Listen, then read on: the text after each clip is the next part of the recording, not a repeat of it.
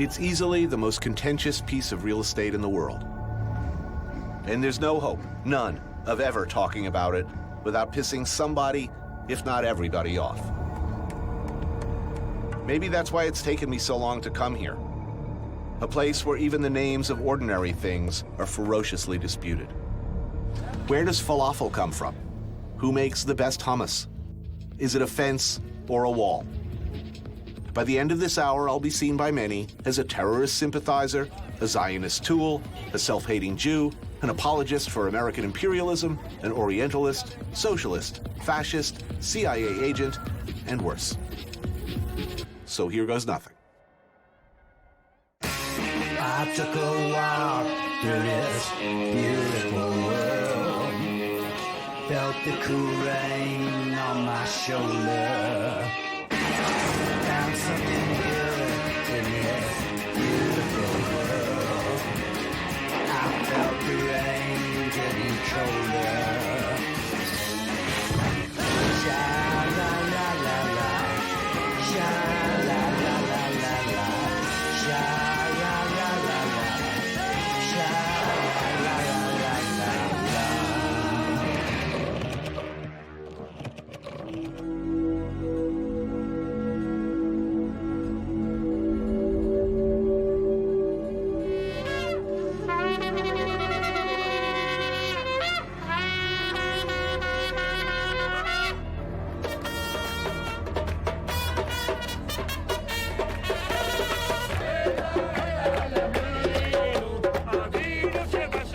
I was raised without religion.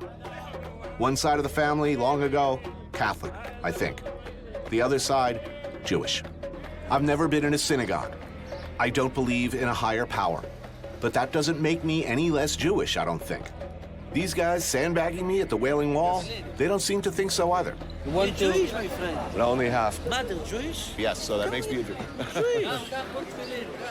So now the first time, I need for you now bar mitzvah. It's 2 minutes between the mitzvah. See. Baruch atah. You righty? I'm a You righty, right? yes. Very good. Say the bracha after me. Say the bracha. Say Baruch atah. Baruch atah Adonai Eloheinu melech haolam asher kidshanu mitzvotav וציוונו v'tzivanu להניח tefillin. תפילין.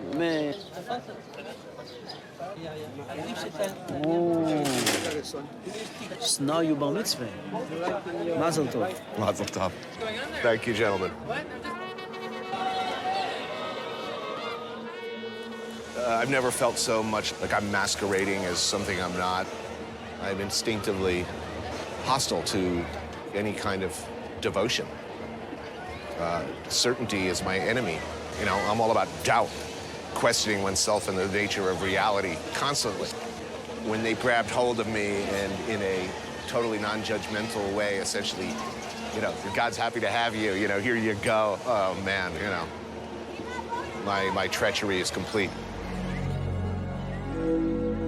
Just because I was raised outside the faith with no particular attachment or loyalty to Israel doesn't mean that plenty of people on this earth don't hate me in principle. I know that. But the state of Israel, I never really knew what to think.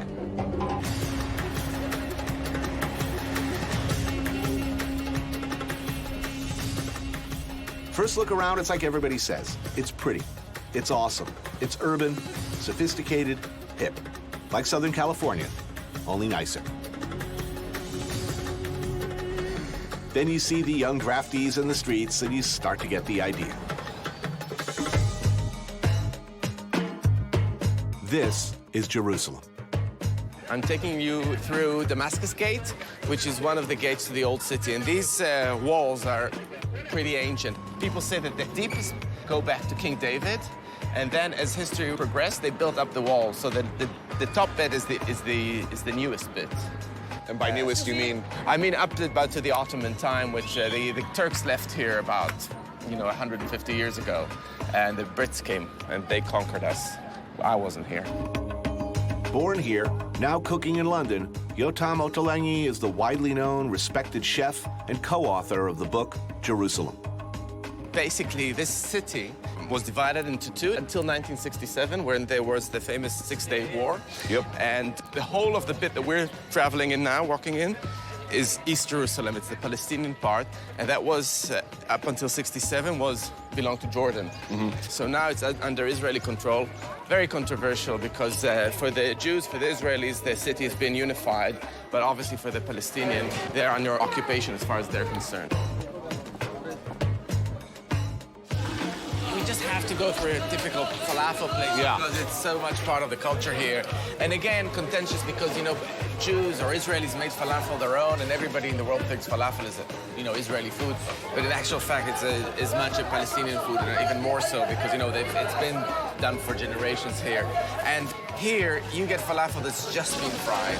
You don't get it any other way. And when I go to a place like that and I see he's got a few bowls left in the bowl from the previous customer, I don't take that. I want him to fry them especially for me. And that makes all the difference in the world. It's a whole different animal, isn't it? So, is there a historically provable answer to who invented it? Who made it first?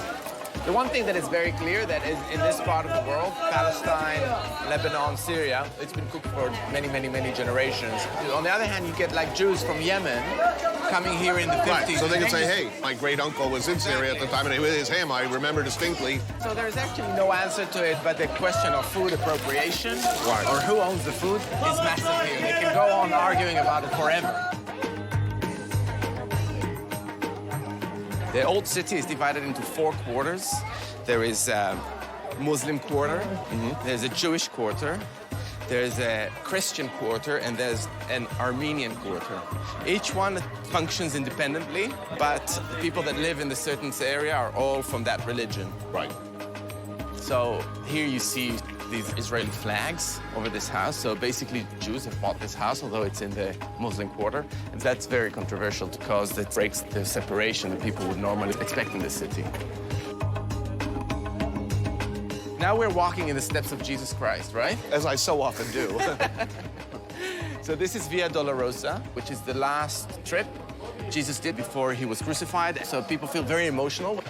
They come here and they feel like, oh my God, I'm walking in the steps of Muhammad, David, or Jesus. It's like Jesus was here. I feel like I should be more something. A little bit more pious? Well, a little bit. Well, it's too late for me. Oh, great. You get your own crown of thorns? Yeah. In answer to the question, what would Jesus wear? Oh, no. That's just wrong. Israel is bordered by Egypt, Jordan, Syria, and Lebanon. In 1967, after the Six-Day War, Israel took control of the Gaza Strip, the Sinai Peninsula, the West Bank, the Golan Heights, and annexed East Jerusalem. In 2003, Israel began construction on a wall along the Green Line representing the Israeli-Palestinian border. The wall now stretches 450 miles. When completed, it will span 700 miles, 85% of it in Palestinian territory. On one hand, there's no doubt that the number of suicide bombings fell drastically. On the other, there's this.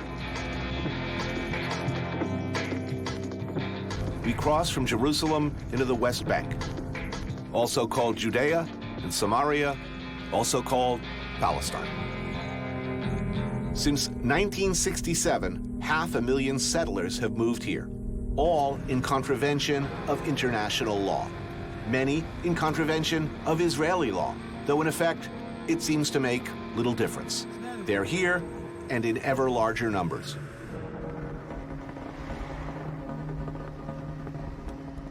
This is Noam, one of our drivers from Tel Aviv, who I asked about the graffiti on this house near the settlements.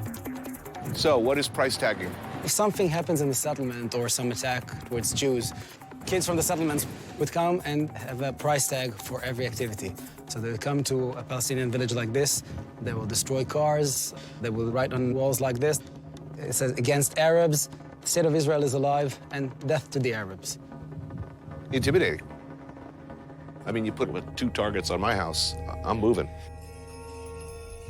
This is Eli, a settlement with a population of over 3,000, relatively isolated from the rest of Israel. Amiad Cohen is the chief executive of the Eli settlement and its former head of security. Here you see from up above most of our town. You see the Palestinian villages all around. I mean, it's an unusual situation. A lot of your neighbors would very much like you to not be here. I know most of them, and most of them, they're happy that we're here. Because we gave them prosperity for the past 45 years. And wherever the PLO came, they lost it. I'm guessing a lot of people would disagree with that statement. We work with high-tech security, radars and cameras. So from the high ground, you can see anybody walking at night. You could see from pretty far out. Definitely. And could you identify them after the fact? Depends, but we have our protocols that we work with, and we had our successes.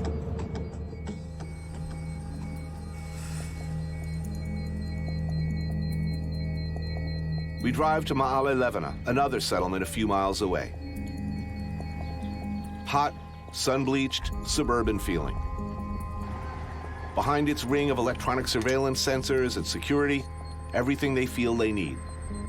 A school, public transportation, and a petting zoo.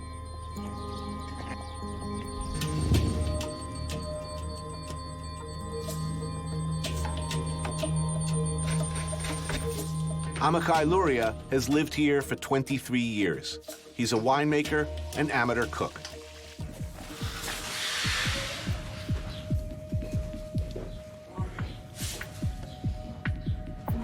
Oh, pretty. Wow. You're not kidding around. L'chaim. L'chaim. L'chaim, l'chaim.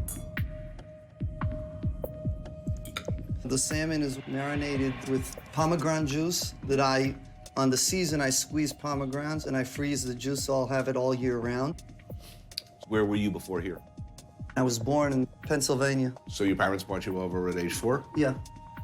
Parents in their 20s with kids living in the relative comfort and familiarity of Pennsylvania, heading off to what must have, at least in part of their mind, been seem an uncertain. Yes. It was very difficult for them. Almost all Jews say next year in Yerushalayim. It's part of prayers that we say all the time. If I'm understanding correctly, you're talking about, look, the Bible, it's all right there. It all happened here. That's sort of a non-negotiable position. You see prophecies coming true, things coming to life again, you know, mountains that nobody wanted to live on. Nobody dared to, for thousands of years, nobody wanted this place, you know? And then finally we come here and everything is flourishing again. It makes you feel good, you know? You've been here since 90. You look over the edge there. There's an Arab village, right? How far away? Yeah, there is one that you can see from here. At any point during that time, you ever go to anybody's house, sit down and eat? Not there, but in other villages. Ever sat down at a Muslim table? Muslim table. Your host and everybody else. Coffee. But not So, dinner. no, because I don't, as a religious Jew, I eat only kosher. So they respect that, so they don't offer me. So I gotta ask you about something that troubled me coming up. The first house before you come up the drive to this village. Yes. The graffiti on the front. Yes. The targets spray painted on. Yes. Who done it? Villains. Bad people. Kids? I don't know. Apparently kids. When you educate kids, kids are not able to understand complicated things. They see the world in black and white. When you get older, you're able to see the gray. And when someone hits you, Look, I understand why kids would do it. Given what you told me earlier, identifying the perpetrators within the realm of possibility. Young people. Why not paint it over? Good question. I don't know. Maybe we should. You're right. Elsewhere in the West Bank, just outside of Ramallah,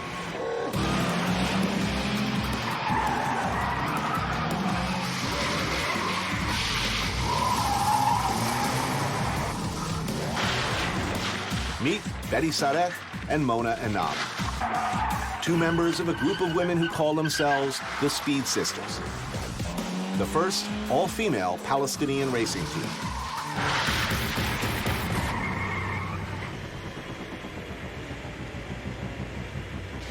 Hi. Hi, I'm Tony. Hi, Missy. Hi, good to meet you.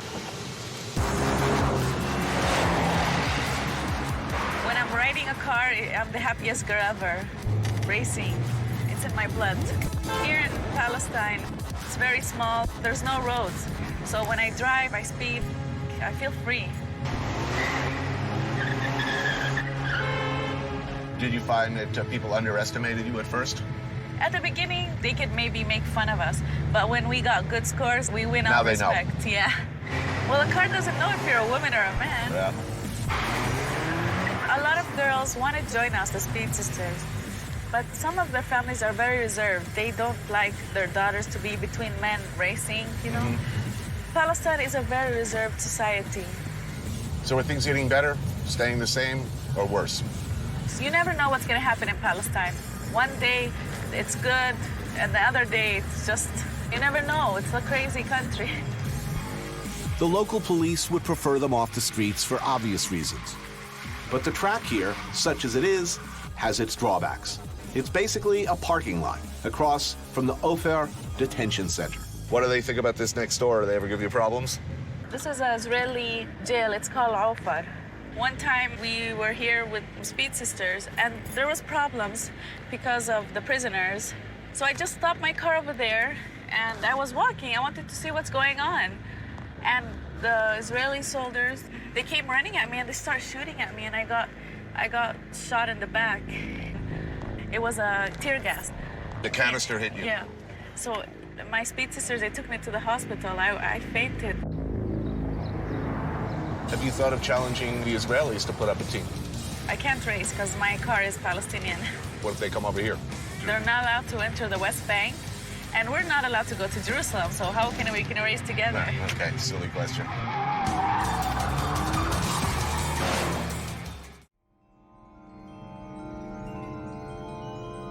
It's right there for all to see, and it feels like something out of a science fiction film. This is the wall. From the other side, from inside this place, for instance, the Aida refugee camp in the district of Bethlehem, it doesn't feel like anything other than what it is, a prison.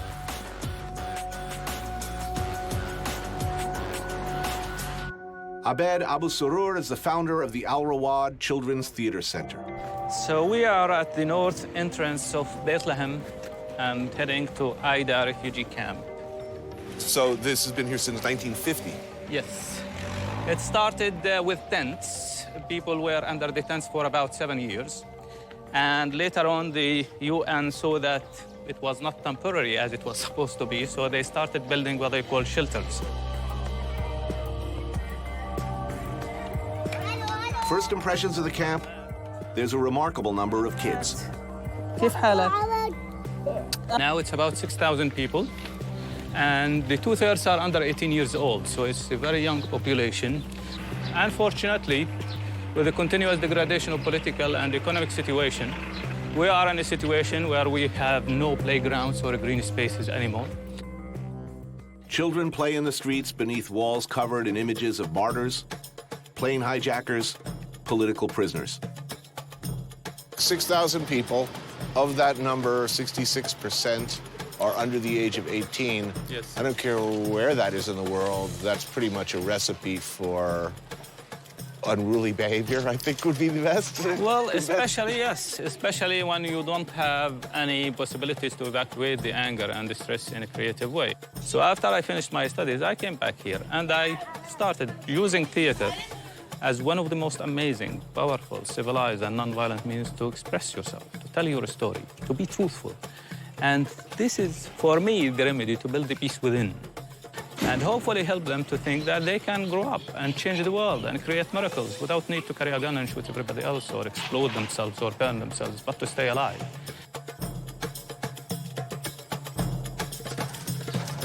Abed takes me to the camp's martyrs' quarter to be fed by Islam Abu Auda. She runs a women's collective offering Palestinian cooking classes, helping her provide for 6 children, one of whom is disabled. In America, kids grow up with pop stars, sports players. Yes.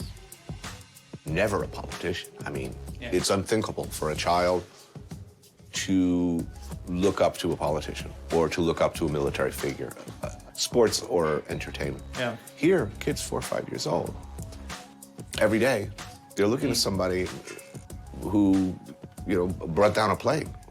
Yeah. I'm not questioning why that is. I know. Yeah. Do you think it's helpful? Well, I guess we have a history. We are people who are under occupation.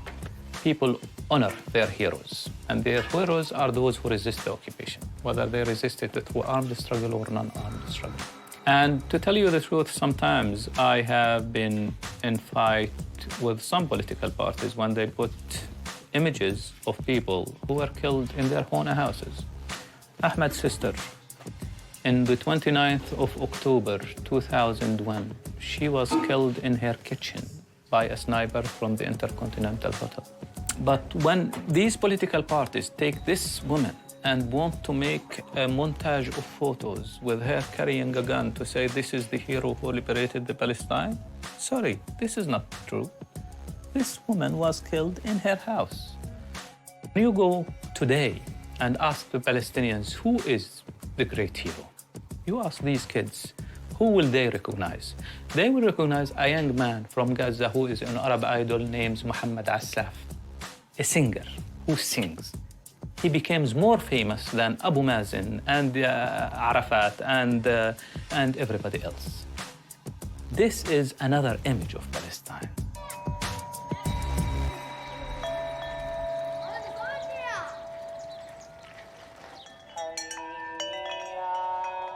You could almost believe for a minute or two that some kind of peace, some kind of reconciliation, meeting of the minds, sanity is possible after you visit Majda. It's a restaurant in what looks like an idyllic village in the Judean hills, about 20 minutes from Jerusalem. It feels like an alternate universe for a number of reasons.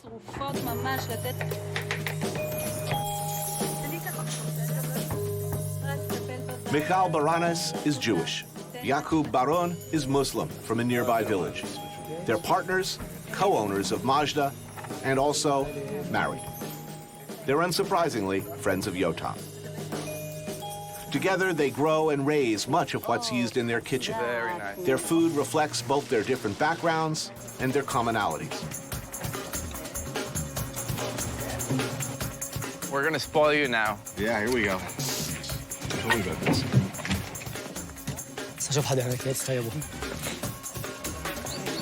So you grew up in this town? Yes, in this village. Where did you grow up? Tanya, near the beach. Near the beach? Yeah. Not the neighborhood. But we met in the neighborhood, in Kibbutz Kiryat Anavim, and we worked together in a hotel. How did that go down with the families? Wonderful now. Now wonderful. Now good. Yes, very good. In the beginning, not so much. Started a bit, yes, with a lot of questions, answers, and slowly they understand that we love each other and they can do nothing. So we continue, and they support us.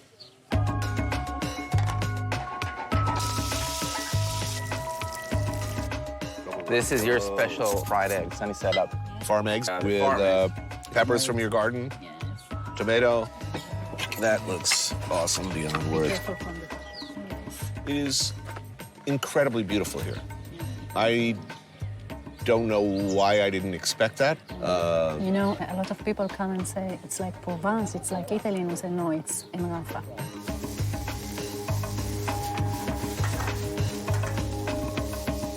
You like okra? I do. Roasted tomatoes, okra. Onion and mint, and that's all it is. And what they do a lot here is just char the hell out of it. So it's like, it's really smoky just from being in the pan for on very high heat.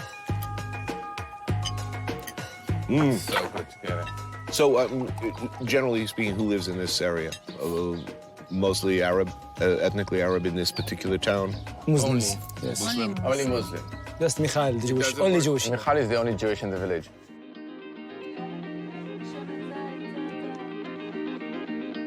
And this? That's a zucchini that's been grilled, and then we use the dried yogurt, so that's the sauce. So it's like that intense kind of goaty flavor. Very typical for Palestinian cooking, right? Oh man, it's good.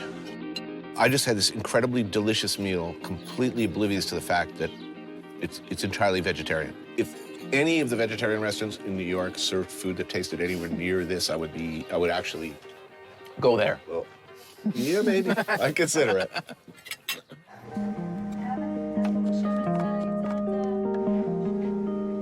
And this? Fresh zucchini with mint. And the apricots, the little sweet apricots we had.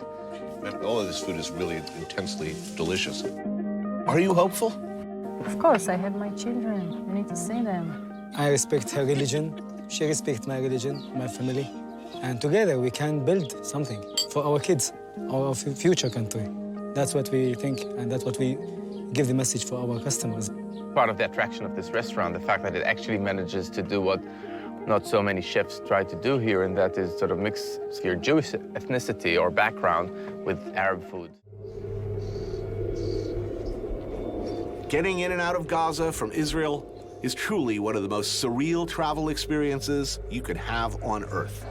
Over 1.5 million people live in Gaza, most of them considered refugees, meaning they're not from the place they are compelled to live now. In most cases, they're either prohibited from or unable to leave. Israel decides who comes and goes, what gets in and what stays out. Apart from journalists, aid workers, emergency responders, very few people are allowed to cross into Gaza. In 2005, the Israeli Defense Forces left the Gaza Strip, and all Israeli settlers were removed. Now inside Gaza, Hamas is in charge. Considered a terrorist organization by both the United States and Israel, they got elected in 2006.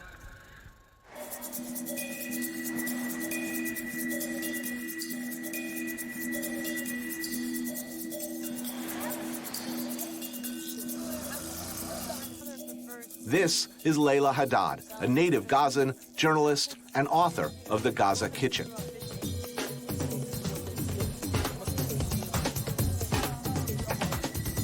The catches are not as big as they used to be, and that's primarily because the fishermen can't go beyond 3 to 6 nautical miles. You can continue fishing, but what happens? They'll shoot at the fishermen, they'll spray cold water at them, they'll destroy their boats, they'll cut their fishing nets, they'll detain them. So it's obviously really risky business. 9 nautical miles, that's where that deep sea channel is, where you're gonna get the really good catches. So Gaza is the last Palestinian area with access to the coast. That's really important to remember. You know, you have the West Bank just an hour away, but many of the Palestinians there have never seen the sea, have never been to the sea.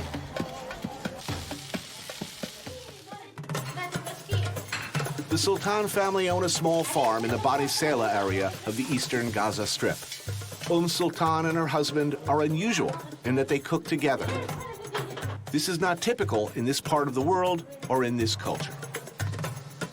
They use their own fresh-killed chickens to make the Gazan classic maklouba, a traditional Palestinian dish comprised of layers of fried eggplant, tomato, potatoes, caramelized onions, and chicken, sautéed, then simmered in a broth with nutmeg, cinnamon, cardamom, and rice. It's a big family, children, grandchildren, all living under the same roof. And it can get chaotic. So let's talk about food and eat food, because it's just sitting here. Tell me, sure, what do we have here? Okay, so this is called maqlouba or maqlouba. Traditionally made with lamb, in this case chicken. لا هم هياكلوا بعدين بس هو عشان التصوير بعدين they're very concerned that we're being very rude and we're not Yeah, eat. we're not allowing the others to eat. He's saying, how can you be eating and you're letting everybody Wow.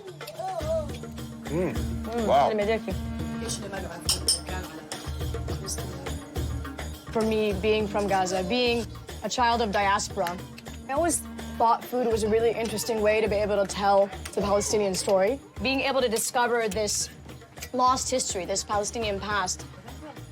Plus, the food is really damn good. Right, that it is. And it was, I think, also important to be able to provide Palestinians an image of themselves that they recognize, a very humane image, because all they're seeing in the media, whether here or there, whether on Arabic channels or abroad, you know, is these kind of very caricatured images of you know, gunmen and, you know, wailing women and this kind of grim, you know, cinder block landscape.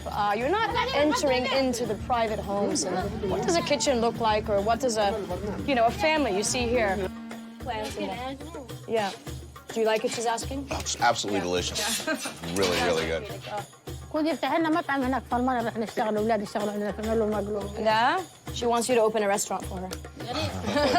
Keep cooking like this. It's really delicious. Gaza has 3 distinctive culinary heritages.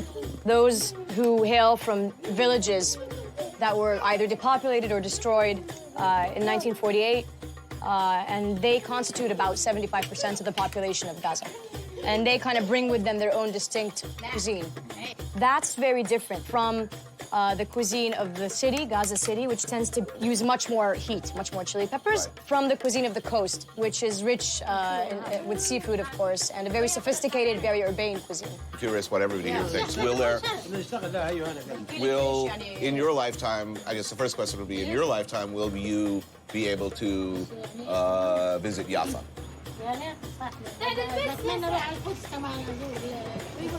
She says, you know, she hopes she can. She also hopes she can go to Jerusalem as well, so she's optimistic, yeah. Na'am? What? He's saying that first he said, you're not allowing us to, and then he self-corrected and said, the Israelis aren't allowing us to. Go. بحكي لك روح بالنسبة له هو مش ممنوع. لا بحكي انه مش ذنبه هو يعني مش عامل شيء. انا عارف مش ذنبه هو انا بحكيش عنه بحكي عن اسرائيل انا بحكيش عنه. This is the normal tone of voice. He's not upset, by the way. This is how we talk. We yell. What's he saying? He's saying, but, you know, give me a permit. If they allow, of course I'll go.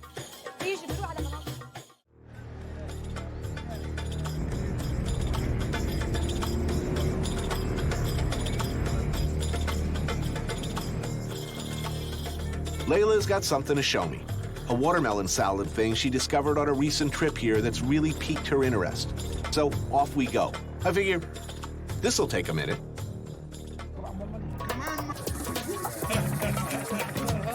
We arrive at what looks like a pretty serious gathering.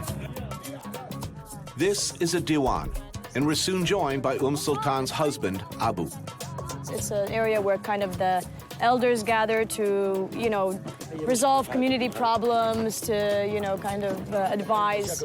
All these guys are originally from Bir el-Sabi, now part of Israel. So they're bound together by traditions and a way of life very different from here, where they've been relocated and lived since 1948. Does he think he'll be able to go to his ancestral homeland in his lifetime? His children's lifetime?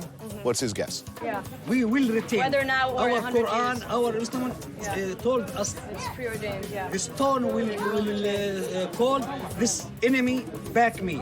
Please kill him. And we understand that. We hope in of me, my son, my daughter.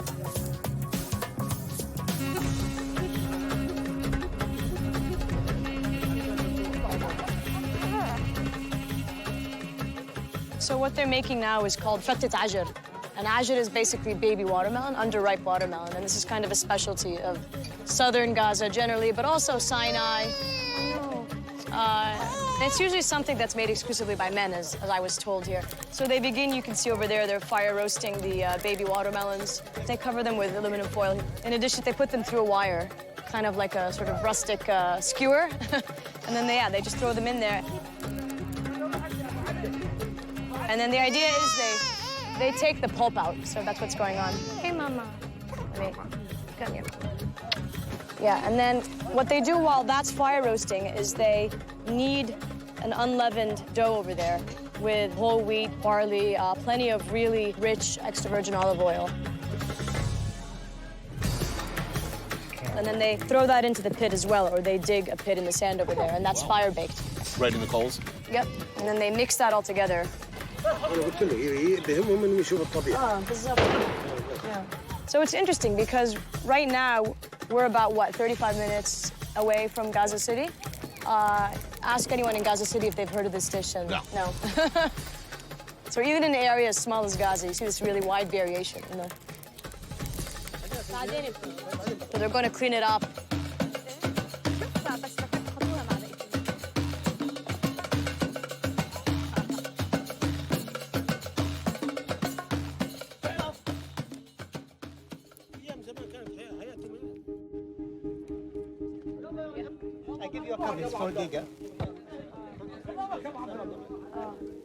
Many, if not most of these guys, are not too sympathetic to my country or my ethnicity, I'm guessing. But there's that hospitality thing. Anywhere you go in the Muslim world, it seems. No matter what, you feed your guests, you do your best to make them feel at home. Oh, we have to eat. Maybe we should. بس بدنا نغسل ايدينا فيش ميه. لا, you're supposed to eat this with your hands. Very good. هذه بتاكلها لما تشبع مظبوط تقعد 3 ايام ما بتاكلش. You're saying if you eat this, you shouldn't have another meal for 3 days. Where does this dish come from? Originally? This is a dish that's native to southern Gaza, the Sinai, the sort of the desert Bedouin areas. All the food I've had so far in Gaza has been very different than in anything else I've had in the Arab world. Different flavor spectrum. Yeah, totally. It's kind of its own little gastronomical bubble. Why you not use this food? You know, I find that the food has more flavor. I get a better sensory experience. حتى الأطفال لاحظ, even children, they like to eat with their hands. بالضبط. He's saying God gave us hands to eat with, not spoons.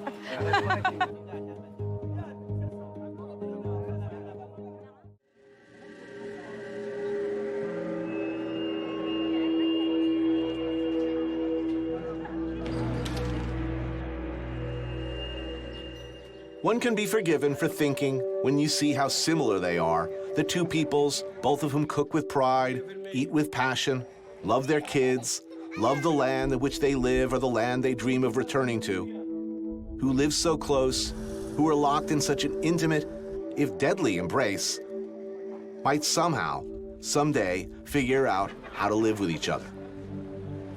But that would be very mushy thinking indeed.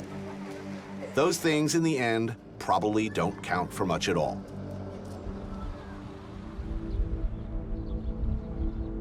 Natan Galkowitz runs a restaurant just 7 miles from the Gaza Strip. You and your family have paid the worst imaginable price. Yes, my daughter was killed by a mortar sent by Hamas.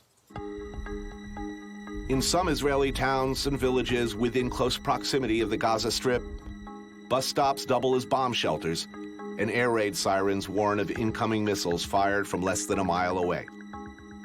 Rockets and mortar shells have been known to fall from the sky in these parts, and no one understands the consequences more than this man. You were not a fervent ideological Zionist. No. You're not an Orthodox Jew. No. And yet here you are at the spear point, right at the tip. There's your restaurant. This is a shelter. There's a shelter. Here you are. After the death of my daughter, I just start to talk. To whom? To people who want to listen to me. I know that my daughter was killed for no reason, and I know that people in the other side have been killed for no reason. Children, old people. I have been a soldier in Gaza. I saw very poor people. I know there is interest in keeping these poor people. You can go far, far, but the bottom line is, let's stop with the suffering. You know, I went to the settler community and Nice people. And I said to you, you know, they were nice. And you said, what did you say? You said they're all nice. They are all nice. I know nice, very nice Palestinian people. They're all nice, but if you scratch, if you push, you have but they all want to put, they'll all say, throw them in the sea. Most of the people, they don't talk. They are very upset. They are fed up. And the same goes from the other side to us. You have to find the right people on both villages, also on the down, also on the up, and make they talk. And I am sure that is possible.